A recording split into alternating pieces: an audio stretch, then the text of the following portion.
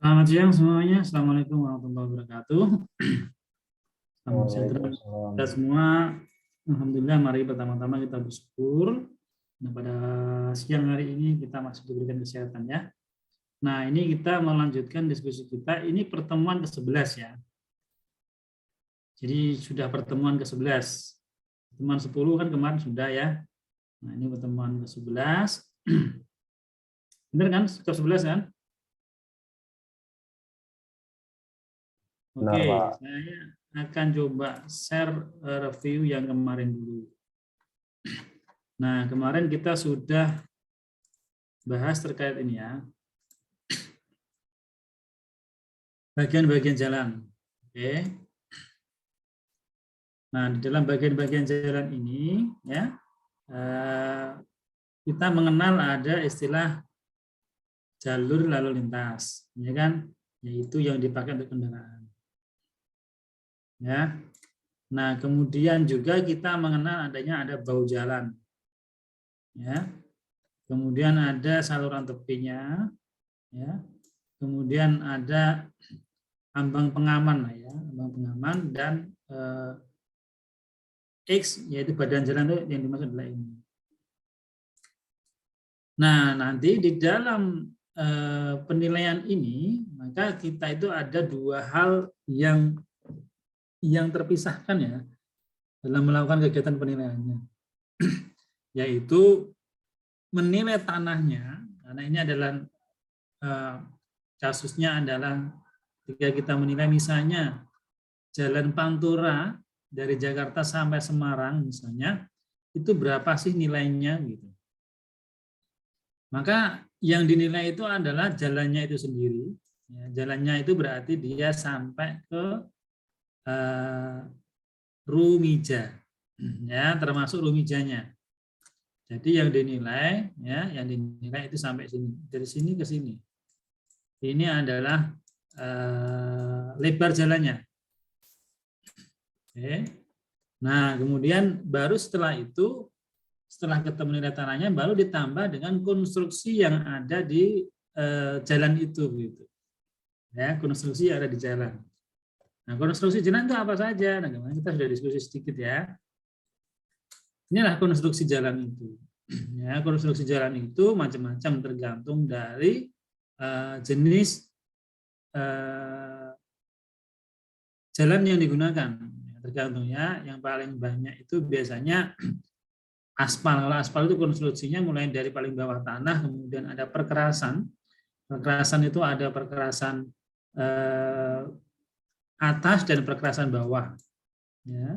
Baru kemudian ada lapisan penutupnya, yaitu ada dua biasanya. Lapisan pengikat yang apa itu bindernya, dan kemudian lapisan paling atas yang biasanya ini adalah aspal. Ya kan? Nah, ini kalau terkait dengan aspal. Kalau yang bukan aspal tentunya nanti berbeda juga. Nah, ini ya kalau kita lihat ya, konstruksinya tadi dari tanah dasar, lapisan bawah, lapisan atas, lapisan permukaan. Nah, kemudian perkerasan kemarin ada lentur, kaku, dan interblok. Nah, kalau lentur itu biasanya pakai aspal, ya kan? Pakai aspal, itu biasanya dia istilahnya adalah perkerasan lentur. Kalau perkerasan interblok dia pakai paving, ya, konstruksinya dia berbeda, ya, dia menggunakan pasir baru kemudian paving. Kemudian ada perkerasan kaku, ya, perkerasan kaku ini menggunakan beton. Oke. Dasar beton baru kemudian langsung di plat beton gitu ya. Nah, itu kemudian kita lanjut bagaimana sekarang penilaiannya gitu ya.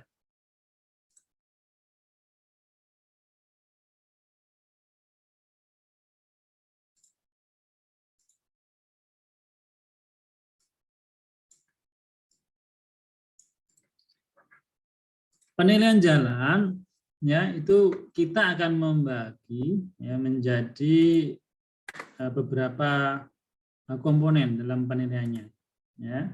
Yang pertama adalah tentunya metodenya apa sih yang digunakan. Di dalam penilaian jalan, maka pendekatan yang digunakan itu pendekatan biaya. Ya, pendekatan biaya. Metodenya apa? Metodenya ya. Kalau tanah dia pakai metode perbandingan data pasar, ya.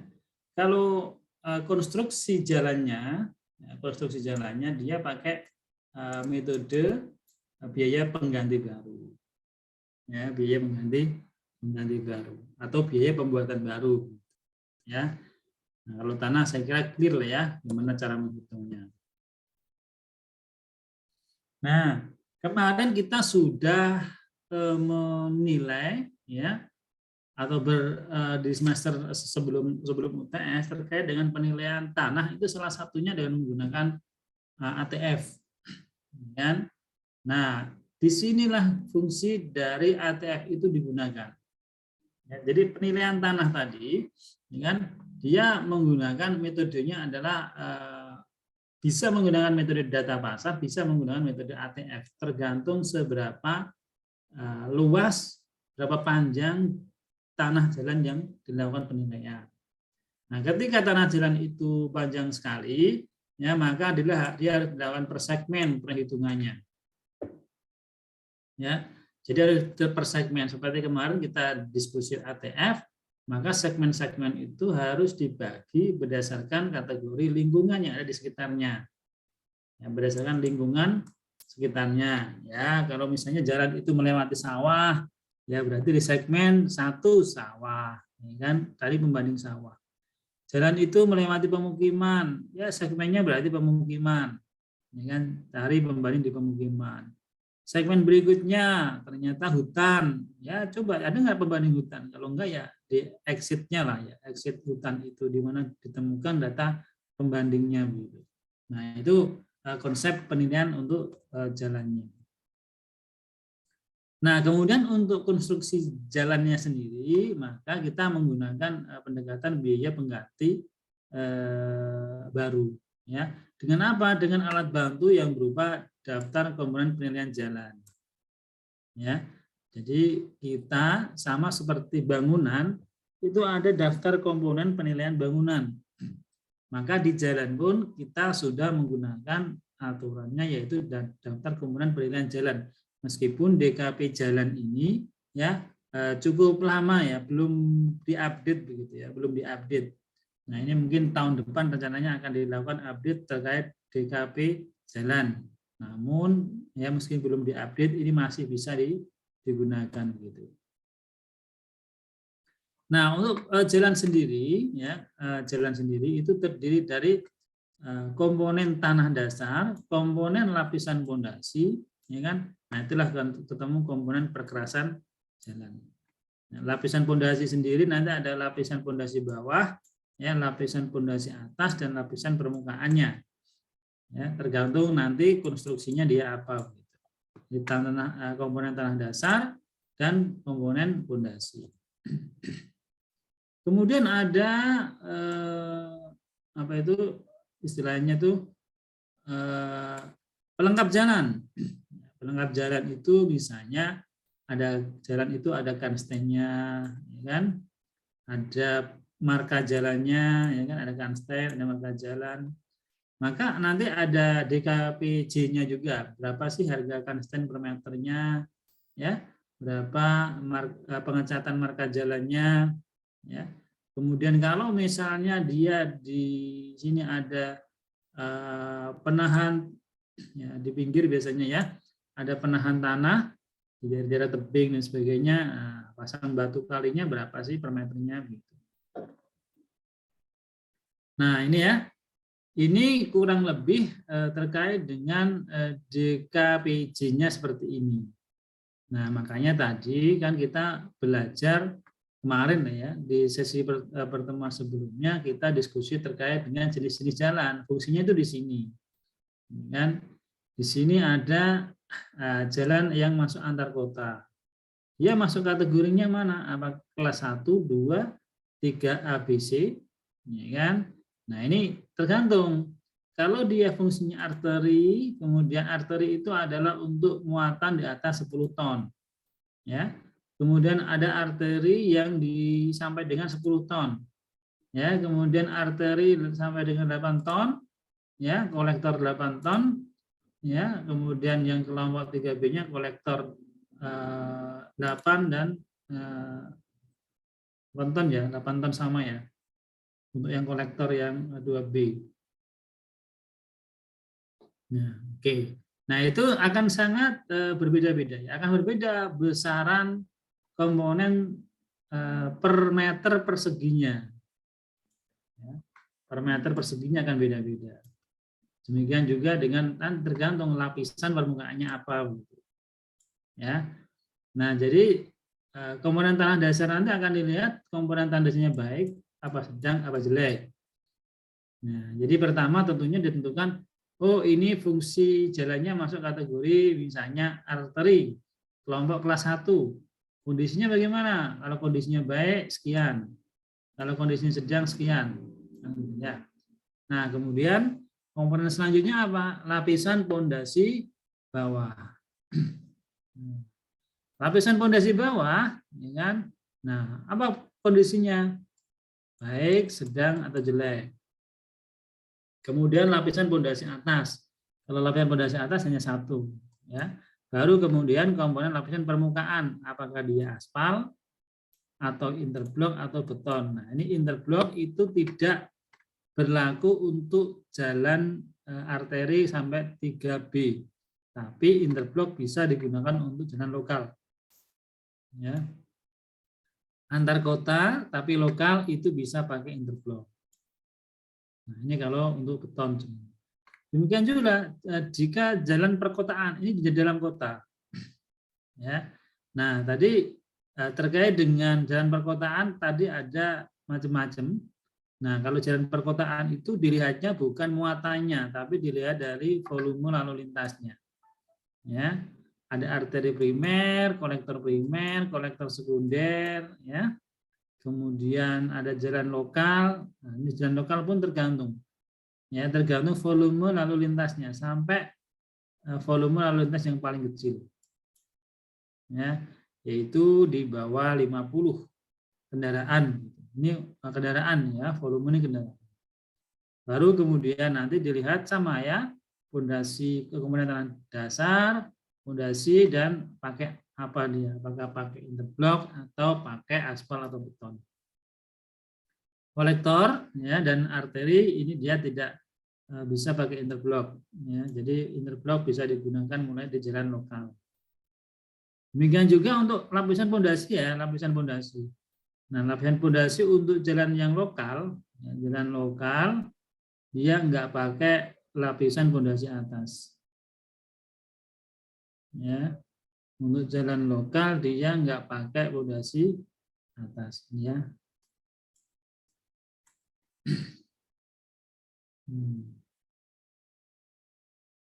Oke.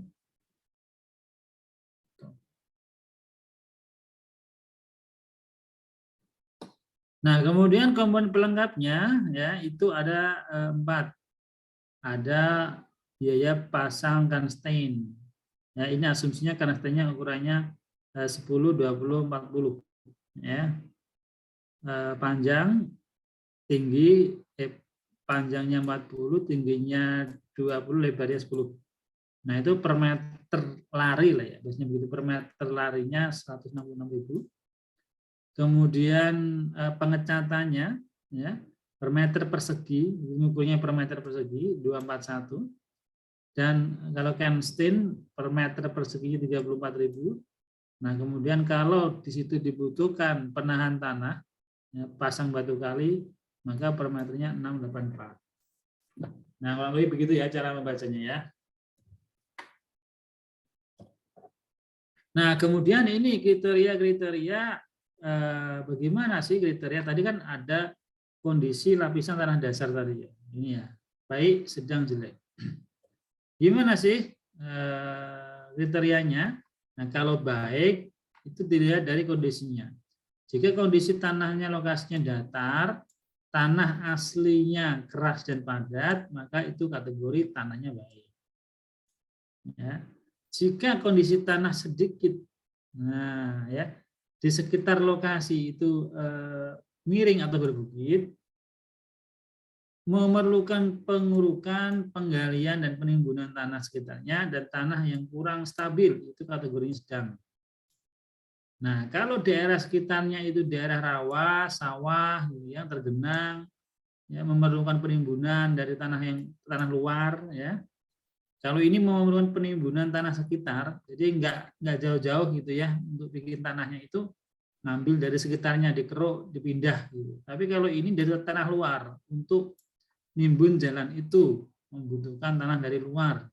Nah itu berarti kondisi jelek, tanah lunak tidak stabil, itu kondisinya jelek. Ya, jadi itu kondisi-kondisi berarti nanti tentunya teman-teman harus punya asumsi nih, oh ini tanahnya kondisi sekitarnya seperti apa. Oke. Nah kemudian kondisi lapisan permukaan jalan. Nah kondisi lapisan permukaan jalan ini untuk kita hitung nilai jalan pada saat ini itu seperti apa dilihat dari kondisi jalannya. Ya, ini kan kalau yang sebelumnya kondisi lapisan tanah dasar dan lapisan pondasi bawah, ya kan? Tanah dasar dan lapisan pondasi bawah, ya kan? Berarti ini ya. Nah, ini kan dilihat ya, dilihat di tanah sekitarnya. Oke.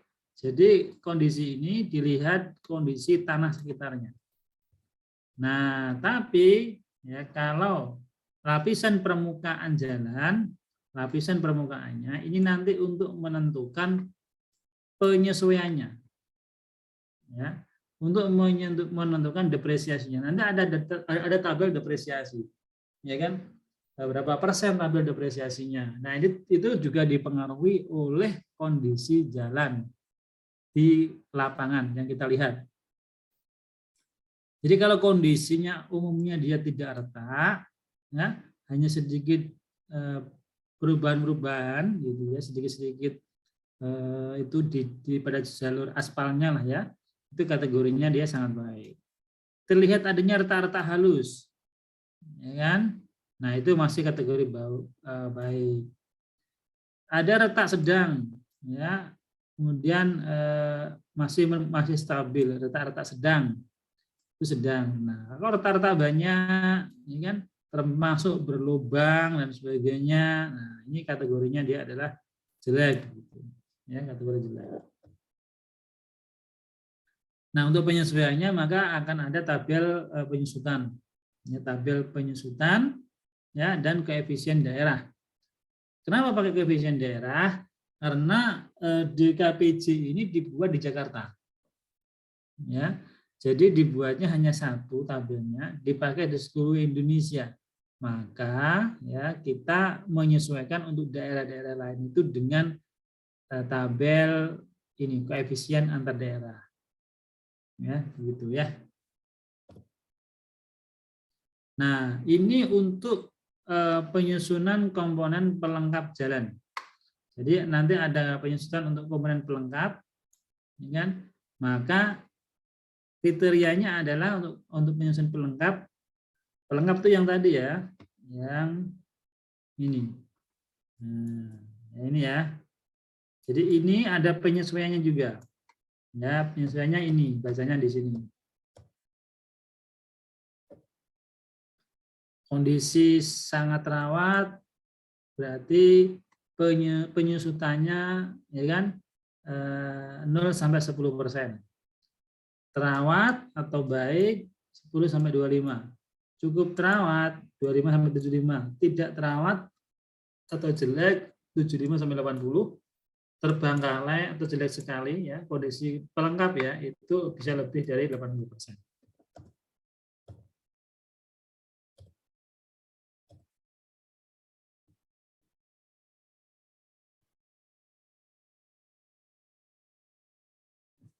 Nah, kemudian sebelum kita lihat tabel penyusutannya, ini ada cara bagaimana menghitung umur efektif jalannya.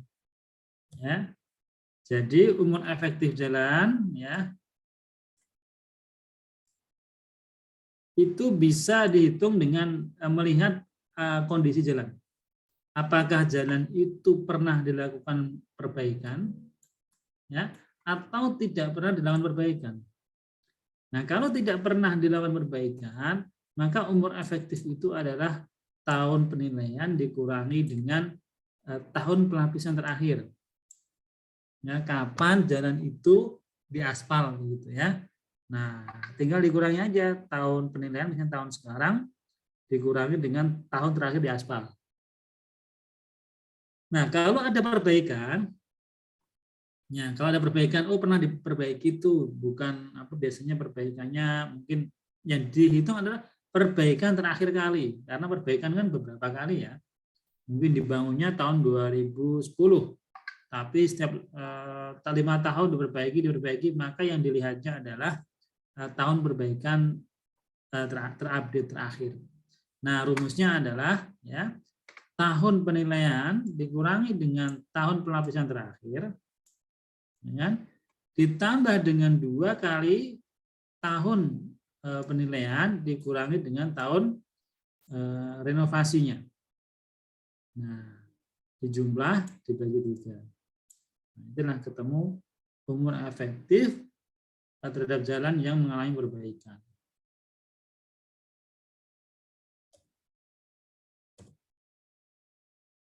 Nah, untuk besarnya penyusutan, ya penyusutan tadi kan di depan sudah ada tuh dasar penentuan penyusutan tadi ya.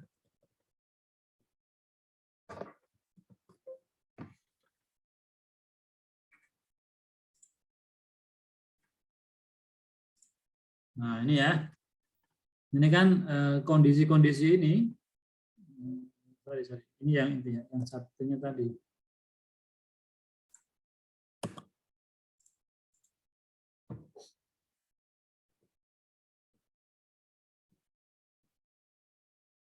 Nah ini ya, ini kondisi yang tadi sangat baik, sedang jelek ini adalah untuk menentukan ini besarnya penyusutan.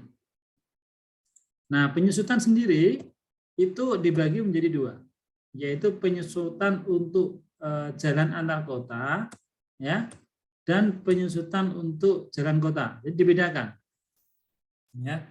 Jadi besarnya penyusutan itu berbeda untuk yang jalan kota dan jalan antar kota.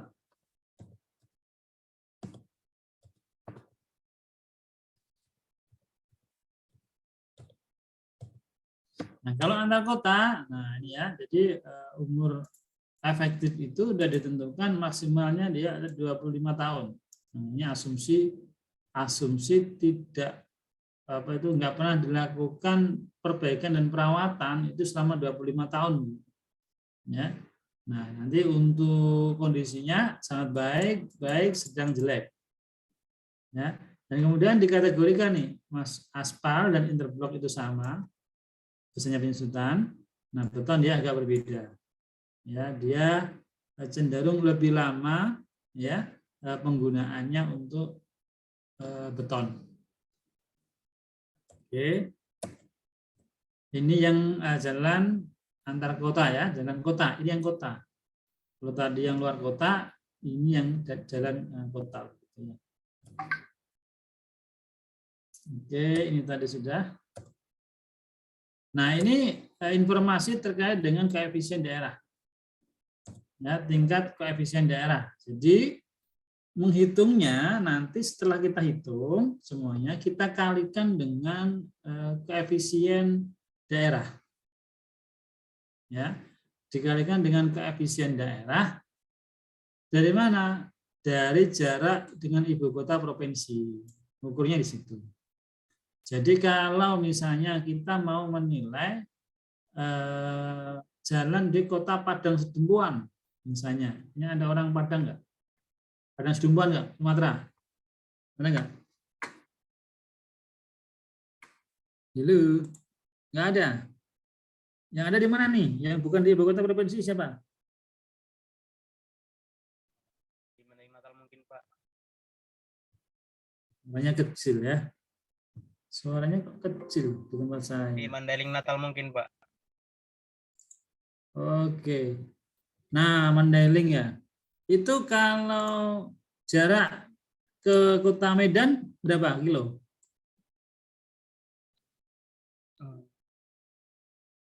200-an mungkin, Pak. Nggak pernah ngitung. Nggak pernah ngitung ya? Pernah, Pak, tapi lupa.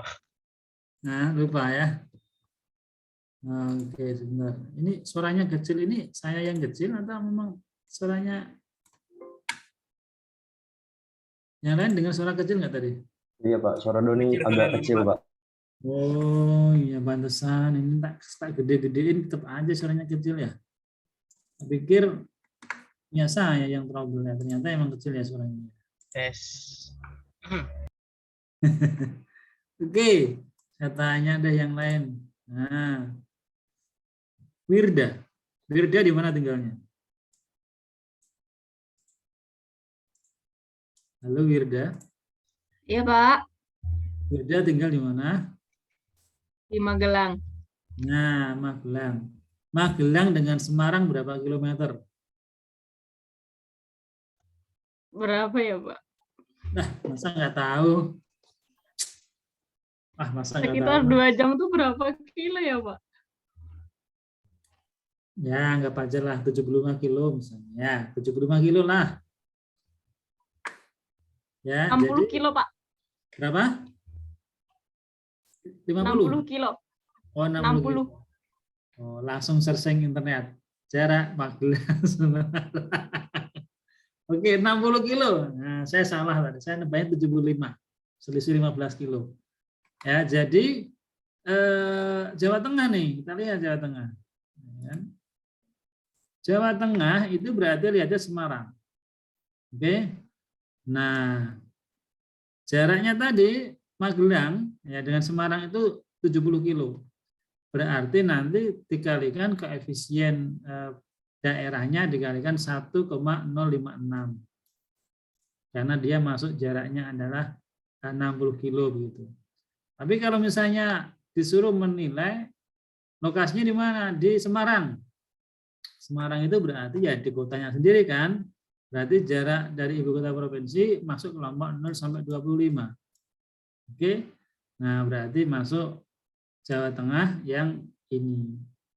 Faktor koefisien wilayahnya gitu. Ya. Paham teman-teman? Yang ngitung dulu ya, paham ya? Oke, saya lanjutkan. Nah, ini sebagai contoh nih. Contoh, ada sebuah jalan di Jakarta Barat. Jalan antar kota, maunya kelas 3A, masuk jalan arteri. Panjang jalan 47620 atau 47 kilo ini, 47 kilo. Lebar jalan 15 meter, 3 lajur, 2 jalur. Ya, berarti masing-masing 3 lajur, berarti ada 6. Lebar lajurnya 2,5. Oke. 2,5 kali 6 ya, 15. Lebar trotoar 1 meter pada satu sisi jalan. Luas tanahnya diketahui 809.000, luas perkerasannya 714, luas trotoarnya sekian, 2 sisi. Marka jalannya 12 sekian, hasil pengukuran. Panjangkan stinnya, ya, satu sisinya 47,6, kondisi tanah sekitarnya datar, baik, gitu ya. Lapisan permukaannya ada yang pakai beton, ada yang pakai aspal. Ya. Kondisi lapisan permukaan secara umum terdapat retak sedang dan ada sedikit deformasi. Jadi kondisi sedang. Pelengkap cukup terawat sedang. Tahun penilaiannya ini asumsinya tahun 2014.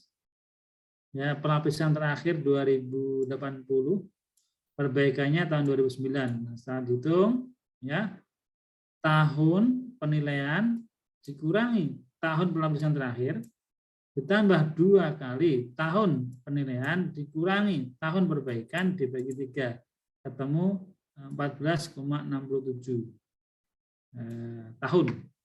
Nah, 14,67 tahun. Oke, nanti umur efektif. Nah, kalau kita lihat di sini, ya, nah, kita masukkanlah ke peta kerja kita.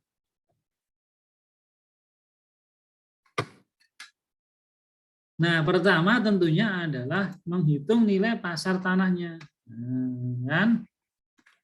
Ini dalam prakteknya nanti, ya, dalam prakteknya nanti berarti teman-teman menghitung berapa sih nilai pasar per segmen, dihitung dulu. Ya, masing-masing tanah tadi. Nah, ini diasumsikan sudah langsung bisa diketahui begitu ya.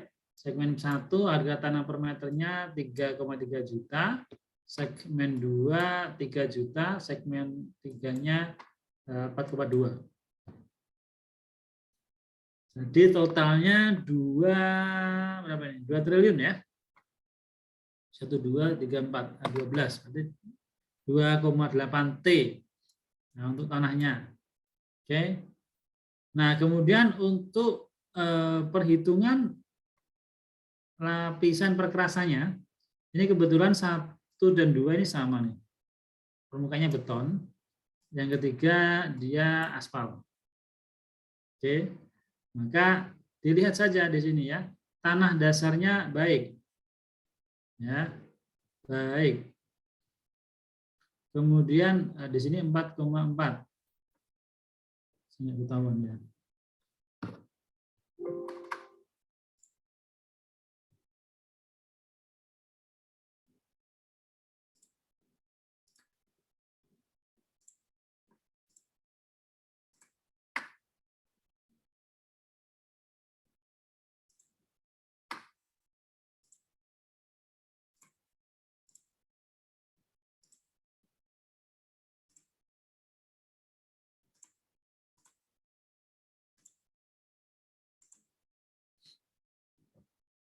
Oke, ini bolak-balik nih. Segmen 1 dan 2 tanah dasarnya baik. Nah, kita lihat di sini. Tadi kategorinya dia 3A. Oke. 3A jalan arteri. Berarti 3A masuk ini ya. Tanah dasar baik. Oke, dilihat tanah dasar baik 3A. 44,334. Oke, 44,334. Nah, kemudian lapisan komponen lapisan pondasi. Pondasi kondisinya baik ya. 92,058. Ya. 92,058. Oke. Nah, lapisan pondasi atas. Nah, lapisan pondasi atas. Oke. Nah, ini ada catatan khusus teman-teman terkait dengan asumsi yang dibangun dalam DKPB ini, ya. Apabila yang dibuat itu adalah beton, ya, jika dia beton, maka lapisan pondasi atas itu tidak ada. Nah, tadi kan di gambar, ya kan, mana tadi ya? Di sini nggak ada ya. Untuk yang beton,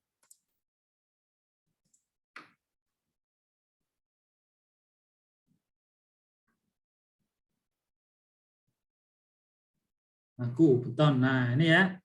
Jadi untuk beton itu dia hanya ada lapisan pondasi bawah. Habis itu dia langsung cor beton semen. Ya.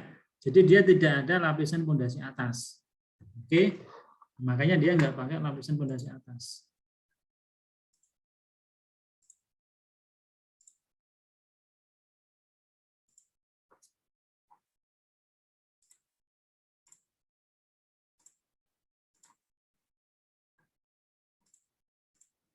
Oke ya, berarti clear yang ini ya. Kemudian dijumlah, berarti komponen tanah dasar dan komponen pondasi, ya. dijumlah. Demikian juga untuk segmen yang aspal. Ya, kalau aspal dia ada lapisan pondasinya atas, ya, lapisan pondasi atas.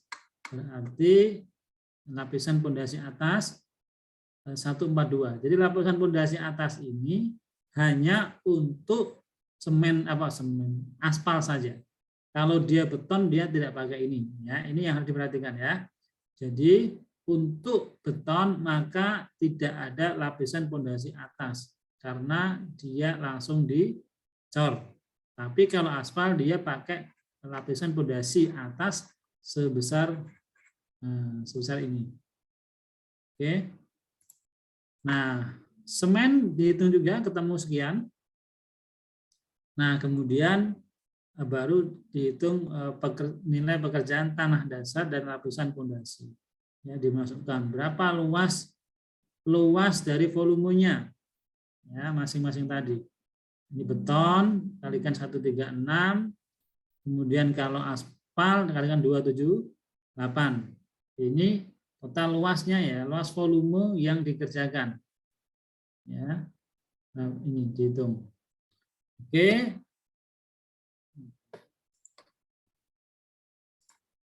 Nah, setelah itu baru kita menghitung nilai perkerasan lapisan permukaan. Kan? Nilai perkerasan lapisan permukaan. Ini, ya. Yang perkerasan. Kategori 3, kalau aspal 101, kalau beton 519. Ya. 519 dan 11. Oke, dijumlah. Nah, baru kemudian kita menghitung besarnya penyusutan. Ya. Penyusutan, bagaimana cara menghitungnya? Nah, ini kebetulan karena tadi umur efektifnya dia di tengah-tengah, maka gunakanlah interpolasi. Kan gitu, ya. Kondisinya sudah dijelaskan di soal, ada sedang, ya. Jalan ini posisinya beton antar kota dan aspal antar kota, ya. Dihitung interpolasi ketemulah penyusutannya itu 84,33. Ya. Jadi ini interpolasi antara tahun ke-14 dan tahun ke-15, antara itu. Ya, kondisi sedang antar kota. Kita lihat penyusutan sedang antar kota, beton antar kota.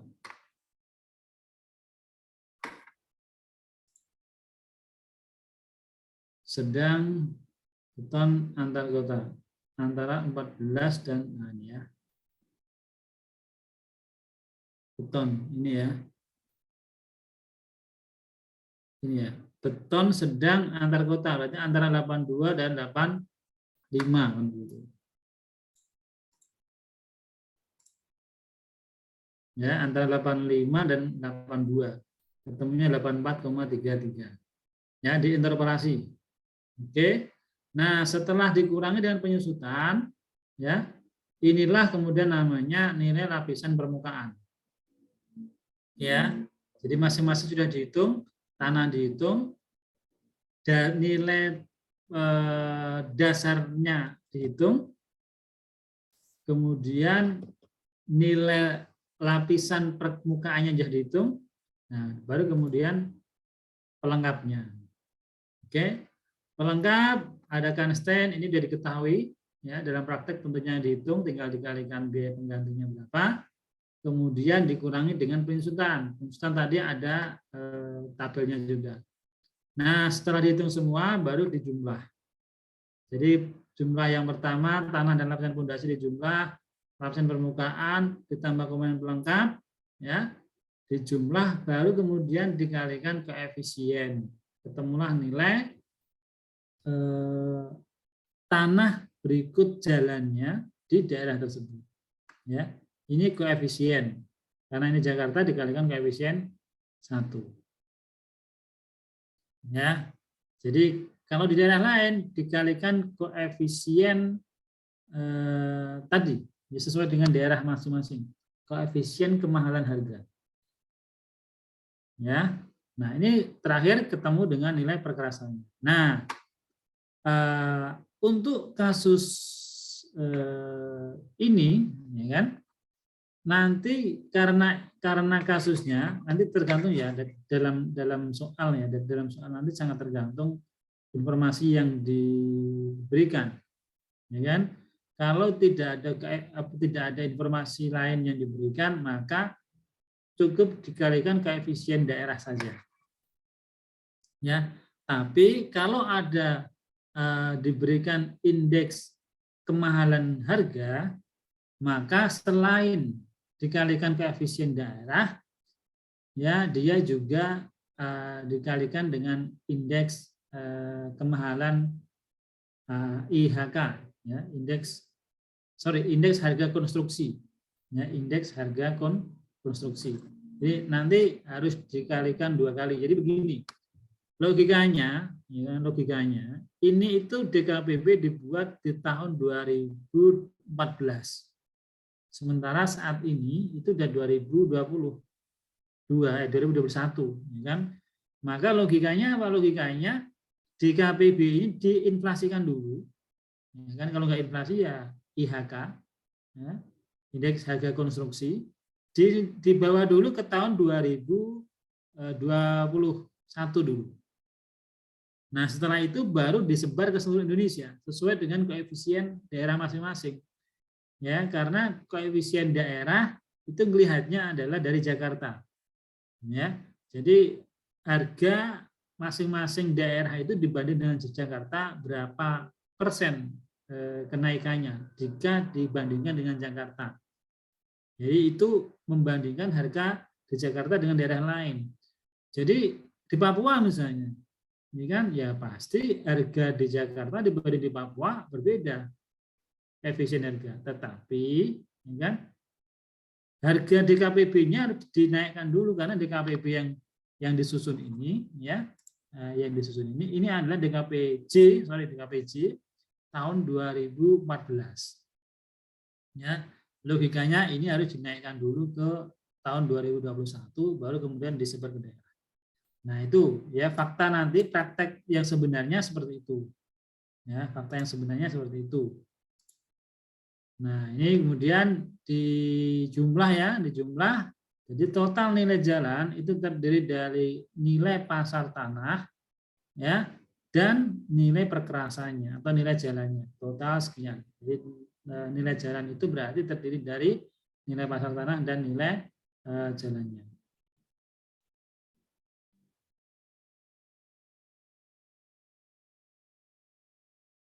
Nah, ini terkait dengan beton tadi ya. Kenapa beton dia tidak ditambah dengan lapisan atas begitu.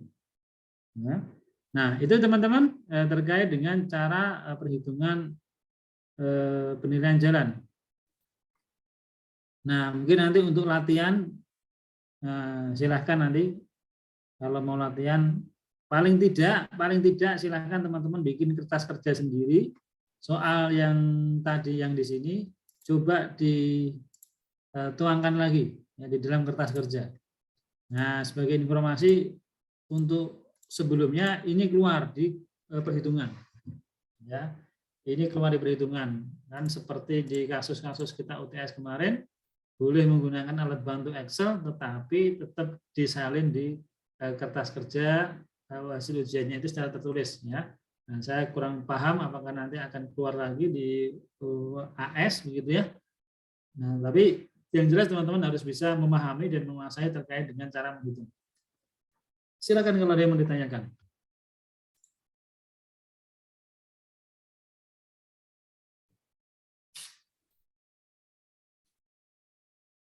Nggak ada yang bertanya?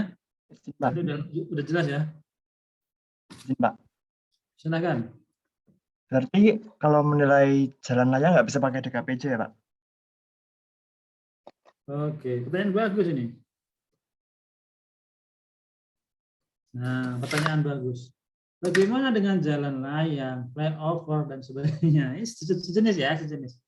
Nah, itu kategorinya bukan kategori jalan yang ada, yang akan kita nilai. Itu nanti kategorinya jembatan.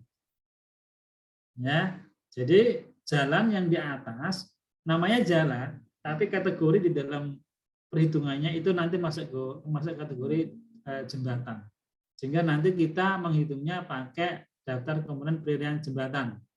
Nah, besok di pertemuan berikutnya kita akan diskusi gimana cara menghitungnya. Ya. Jadi kriteria jalan yang ada di sini adalah jalan yang menapak ke tanah. Ya, yang dia tidak menapak ke tanah, jalan tapi nggak menapak ke tanah. Misalnya apa? Yaitu di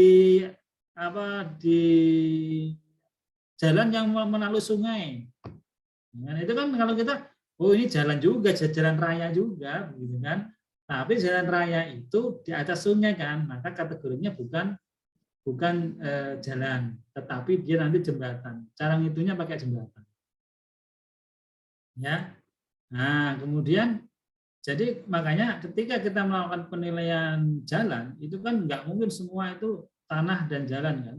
Ada juga ya sungai di atas sungai, dan kalau di atas sungai itu dia jembatan dan sebagainya. Sehingga biasanya itu nanti satu paket tuh, ya kan? Jadi penilaian jalan dan jembatan itu biasanya satu paket. Selain jalan, ya tanah berikut konstruksi jalannya, biasanya juga ada jalan yang rangkanya termasuk konstruksinya dan aspal yang ada di atasnya itu juga dihitung. Nah, itu satu paket. Oke, jelas ya? Jelas Pak, terima kasih Pak. Oke, Revansa, makasih.